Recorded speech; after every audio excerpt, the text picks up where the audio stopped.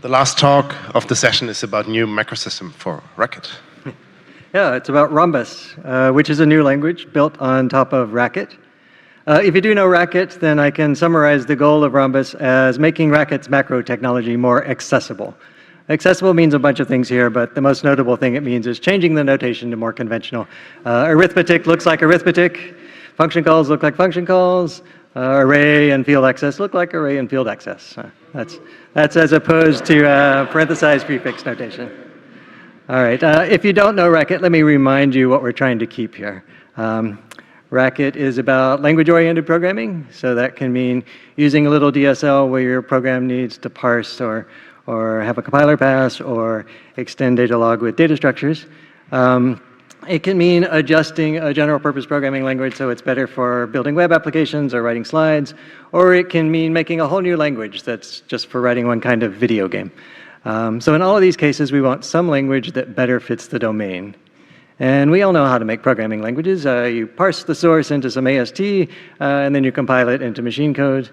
And that's a lot of work. So a good shortcut is to use a target language and that's higher level instead of machine code, right? Something that's maybe close to the language that you're working on.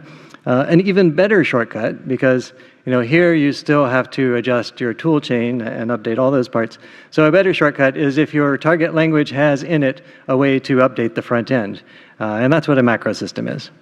And for the purposes of today's talk, we'll call this the big Lisp idea, being able to extend that front end to add things into your language. And it was refined in scheme and made to work better with modules and so on.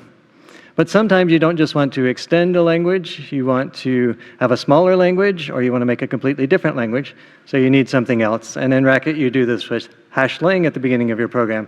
And that's a kind of import that starts off everything, so you get to pick everything that's in your language from the beginning, right? And we'll call this the big Racket idea for today's purpose. That and having enough facilities in your macro toolbox to make use of that and build up whole new languages. So that's a way you can build a programming language. We think it's a good way to build a language because this technique scales for very small problems like where you just want to avoid some boilerplate or repeated code, to when you really want to make an abstraction for a particular domain in a library. That's what we normally have in mind with language-oriented programming, to making a whole new language. Right? And it's the same toolbox that we can use for all of these problems, so we can provide a path from doing something simple to more complicated to building up this whole new language. Even in Racket, with this hash lang mechanism, you're not constrained to parentheses. You get to pick the character parsing at that level. But most of the facilities you get in Racket are really oriented around manipulating S expressions, manipulating these parenthesized terms. And so that's why there's room for more support from the language like Rhombus. So now let me finally show you what some Rhombus code looks like. Here is Rhombus class declarations with some extensions to make subclasses. But if you're defining an expression-based class and Lambda and application variable subclasses, probably you're making an interpreter, and you'd really like to write it ML style like this, right? You like to write data type expr and the 3 different variants there. So in Rhombus, we can get from the code on the right to the code on the left using this data type macro. So defin.macro is defining the macro. The quotes are not strings. The quotes are code quotes. So inside is still structured, the same as outside. $sign is an escape. So an escape in a pattern is binding the pattern variable like type. And then $sign in the template, the result part, is escaping to refer to those bindings. And the ... is not where I left things out of the code. That's the actual code. ... means repetitions on the pattern side and on the generation side. Okay. So probably you didn't really need much explanation of that macro. It's supposed to be pretty easy to read. If I have that data type, I might write a type of function that's working with it. And in Rhombus, everywhere that there's a binding position, like the argument of a function, it's also a pattern matching position. Or you can put annotations, like here I've annotated gamma with environment, which has certain runtime and static associations. But really, both of these things are just an artifact of binding positions being macro extensible. So it's just that things like a Lambda constructor can act as a pattern form in a binding position. And so if we want to make our own notation here, maybe we want type of to take its arguments with a turnstile in between, then we can define our own binding operator here, which is another macro, just written for bindings as opposed to definitions or expressions. So here I'm defining a turnstile binding to take its two pieces, expression and environment, and putting it together in a list with square brackets. So I'm expecting a list at least. I'm pattern matching on that. So that changed the protocol. And where I'm calling type of, now I need to use a turnstile also. But this is a different one. This is an expression position. So I need another macro that cooperates with the bind macro that takes expression and environment and puts them into a list as it's expected. Okay. So there are these different kinds of contexts, different spaces like expressions and bindings and annotation and quite a few more. And of course, you want to be able to define your own kinds of positions like this. So maybe you want to put regular expressions in your program and you want to use operators like plus and question mark and star as they mean and as they have precedence and so on in usual regex notation. Right? And you can do that by defining your own library that's going to define regex and the sublanguage inside of it. And the way you define that library, well, that's the Rhombus space.inForest form that there's a lot here that we can't look at. But the big picture is there's a way to instantiate a new sublanguage, like regex. And when you instantiate it, you get a way to go into that space from some other form, like the expression macro rx here can get into the regex meta world. And then you also get a form for populating that instantiated subspace. So regex.macro here, so I can define star and question mark and plus and so on for my regex language. Okay. So hopefully you get the idea that gives you some sense, I hope, of what Rhombus can do. Some of this may look new and some of it you've seen before, right? We're building on a lot of existing work, and Rhombus is in many ways a synthesis of work from the Lisp and Scheme and Racket communities. Also, it's not the first time you've seen macros without parentheses, so there's a lot of other languages out there that do it. So to try to explain more where Rhombus sits, let's go back to our pipeline picture. So the simplest forms of macros are ones that just work, rewriting the source text. I'm thinking of the C preprocessor and so on. There are well-known problems here about maintaining expression integrity and so on. So modern macro systems don't do that. Many of them work at the abstract syntax level. So this is where template Haskell, OCaml PPX, Elixir, Scala, and so on, where they all sit. And so the advantage here is now you're manipulating something that has some structure that's better defined. A small drawback, though, is that any new form has to masquerade as some existing form in the core language until it gets desugared. Usually as a function call, but still it's a kind of constraint. Lisp doesn't work that way. It introduces this new intermediate form, S expressions, of course, in Lisp, which is in between the text and the abstract syntax. And other languages have things like this. So Rust has token trees, and Rhombus, as you see, has shrubbery. It's another notation in this category. So usually we think of macros in Lisp working sort of taking S expressions and rewriting S expressions. It's not quite right to put the loop there, though. Really, macro expansion happens in the frontier of AST parsing. So macro expansion is more like this. In Lisp and in the successors that work in the same way, like Scheme, Racket. I'll put Rust in the same category, and Rhombus. And we start to distinguish later evolutions from Lisp, like in Scheme and later languages. We take S expressions and add context information, binding information to it, so that we can have lexically scope macros, or hygienic macros is a better phrase maybe. And then Racket, maybe we go a little farther than Scheme, and that giving you more control over this interplay of expansion and AST parsing to force parsing of sub-expressions, or in Rust, you can say, take this token tree and parse it as an expression for me. And then in Rhombus, we go a little further, and we have these different sublanguages. So you can say, take this token tree and parse it as a binding or as a regex or something like that. Okay. So that's one sort of line we might draw through things to distinguish Rhombus. The paper goes through 4 more general areas to position Rhombus, and I'll spend the rest of my time just giving a brief summary of those 4 different areas. Okay. The first is this replacement for S expressions that we call shrubbery, but S expressions, everything is grouped by parentheses. All grouping is explicit in using parentheses. The advantage is we have a very simple grammar for S expressions. You're either an atom, which is like a symbol or a string or a number, or you're a sequence, a parenthesized sequence of those kinds of terms. Right? So the advantage here is a very minimal grammar. The disadvantage is, well, there are an awful lot of parentheses. And because there are a lot of parentheses, there are many proposals out there to group S expressions in different ways using white space or other notation. But what most of these have in common is they're still representing S expressions. And it's not really the parentheses that are limiting, it's often the minimalism of this AST that's limiting. So what we do in Rhombus with Shrubbery notation is that we have more ways of grouping things. So a pretty natural one is that things on the same line are grouped together. So it is white space sensitive. In some other contexts, some other cases, things might be separated by commas, say in parentheses. But parentheses don't turn off the other modes, so you can still nest things with white space and lines inside of parentheses. But another important feature of this notation is that it doesn't try to group everything. And this is why it's a shrubbery. It hasn't yet grown and fully formed into trees with everything grouped just yet. That will be part of a later parsing step. And that parsing step can be sensitive to bindings and precedence as determined by bindings and so on.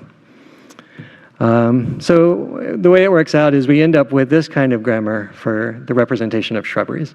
And you see it's bigger than S expressions, but still way smaller than ASTs. And you can see the papers for the details of the particular white space sensitive rules that we have, but it's maybe more important about the size of this grammar and where we're exploring this point. So that extra parsing step that's left, where we have to go from something that has traditional sort of infix, that is called inforestation. Right? We're growing it into a full tree, and that has to be interleaved with AST parsing and macro expansion because binding is involved here. So you end up with really 3 points in that cycle of macro expansion. The paper does provide a model of inforestation that's building on one that we had before for the language Honu. And of course, I will leave that to the paper. Earlier, we saw that in this parsing, it can be sensitive to the context, right? We had expression macros and binding macros and other forms. The way that this works in Rhombus is that it builds on Racket's notion of scope. So you can think of a scope on identifiers as being a color that we put on it. That's going to help us distinguish different bindings for different nestings and so on. So since all of this code started in the same module, it might start all as blue. But what Rhombus does is it designates a particular scope or color for expressions and a particular scope for bindings. And so when we define the expression macro turnstile, its identifier gets this extra color to say I am an expression. Right? And the one for bindings gets an extra color to say I'm for bindings. And then when we find a turnstile that's in a binding position, we add the binding scope to it. And that way we find the right macro definition to expand that binding position. Whereas a turnstile that's in an expression position, we'll get the pink color here, and so we'll know it's an expression. Well, I should say I'm oversimplifying here a little bit. And you can see, again, the paper for some details. But this using scopes as opposed to name mangling not only works well with macros, it just works out better in general. Right? Rhombus has support for static information. So here I'm defining a class posin that has an x and y field, and I've got a function that takes PS, which is a list of those. And when I use the indexing operator on that list PS inside the function, it's statically resolved to be list lookup as opposed to array or more general sequence lookup. And similarly, this dot accesses the x field of a posin, not just the x of any particular object that happens to have an x field. Right? And the way that works is, well, there's this annotation sublanguage where you can say things like list of posin, which is kicked off by the : annotation binding operator. Right? And that operator gets static information from the annotation and associates it with the binding that it's creating, PS. So PS has that information, and the square bracket macro that's implementing list indexing can see that and know that it actually has a list. Furthermore, it can see it's a list of posin, so it propagates that information that the dot macro can see and say, oh, this is a posin, so X really means the posin X here, not just any old X. Right? So this is sort of, again, built into the types, built into the macro system. It should remind you of a type system. It's not exactly a type system. It's a more general primitive thing that you can use to build up a type system. And to demonstrate that, we've actually done that. Ben Greenman and I in our class that we're teaching are using a language called Splate, which it's really ML. It's the core ML type system, but it looks like Rhombus, and it's implemented in Rhombus. So there's a little example of what it looks like down there. So, it demonstrates that we can build a type system with inference inside. It makes good use of this static information system. It shows that the syntax generally works okay for people. It's worked well for our students, predictably less trouble than parenthesized prefix notation overall. The students are not writing macros in this course, but they are manipulating terms, Shrubbery terms, because the language that they're implementing is represented using Shrubbery terms, and so they write little parsers, and sometimes the parsers have little desugaring rules in it that are macro-like. So again, it shows that manipulating Shrubbery terms is tractable for people. Okay, so that's Rhombus in a nutshell. It's still early days production-wise, but it's working well enough that we can use it in a class. The idea overall is to take this Racket technology, start with it so that we have good meta-programming facilities, adjust the notation so it's more, closer to what people want in many contexts, but also take what we've learned about best practices for using things like Racket scope and its binding and looking up things at compile time and packaging them up into, out-of-the-box support for static information or extensible binding positions. Okay? And of course, see the paper for more detail. Thank you.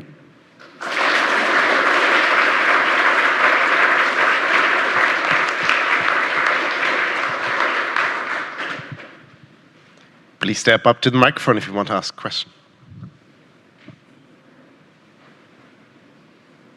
Hi, thanks for a great talk. So when programming with a language that's completely based on parentheses notations, my editor often has some intuitions about how to properly format my code automatically. Even though I may be defining macros, if they still all work with parentheses, it might not be exactly what I want, but it has some idea. So how do you achieve the same sort of if indentation is significant, and how do you tell your language servers or your formatters how to work with the macros you just defined? Right, so we do have support in Dr. Racket that uses a general protocol in Dr. Racket for communicating, so it's not far off from what a language server protocol would use, and we expect to get that working in general. But it's pretty standard, language servers often say, what should I do when I tab? How should I color things? Syntax coloring is, of course, an important thing here, just like parenthesis matching and offering, all the tab possibilities as you cycle through with tab. So I think just because we've built it, I feel confident that it will generalize to existing, IDE interoperation things. Am I answering your question? Thank you. Okay. Hi. You said that you could use this macro system to implement type systems. Do you have any thoughts on using it to teach type systems to students? That is a good question. I don't. So what we're building on here is the types. Let's see, macros as type systems as macros. I forget which way it goes. Stephen Chang and others. We have done like summer schools where we teach how you can use this, but not try to teach type systems from scratch using this technique. So it's a thought, but I don't know the answer there. I think in that previous work, they had a domain-specific language that looked like traditional type rules, and that's probably the way to go, even if you're using this technology on the inside. Thank you. This concludes the session. Thank you very much. Thank you. Thank you.